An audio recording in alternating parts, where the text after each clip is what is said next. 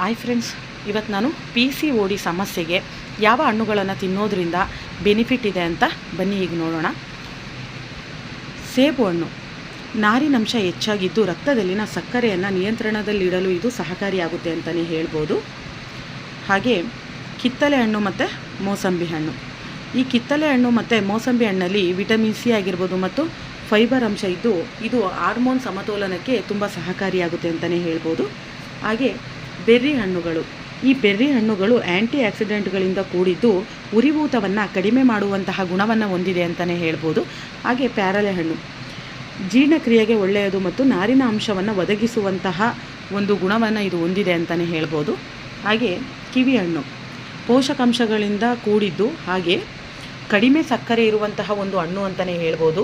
ಈ ಹಣ್ಣುಗಳನ್ನು ನಾವು ದಿನನಿತ್ಯ ಆಹಾರ ಪದ್ಧತಿಯಲ್ಲಿ ನಾವು ಸೇರಿಸ್ಕೊಳ್ಳೋದ್ರಿಂದ PCOD ಸಮಸ್ಯೆಯನ್ನು ಸರಿಪಡಿಸ್ಕೊಳ್ಳೋಕ್ಕೆ ಇದು ಸಹಕಾರಿಯಾಗುತ್ತೆ ಅಂತಲೇ ಹೇಳ್ಬೋದು. ಫ್ರೆಂಡ್ಸ್, ಈ ವಿಡಿಯೋ ನಿಮಗೆ ಇಷ್ಟ ಆದರೆ ಒಂದು ಲೈಕ್ ಕೊಡಿ, ಹಾಗೆ ನನ್ನ ಚಾನಲ್ನ ಸಪೋರ್ಟ್ ಮಾಡಿ ಫ್ರೆಂಡ್ಸ್. Thank you.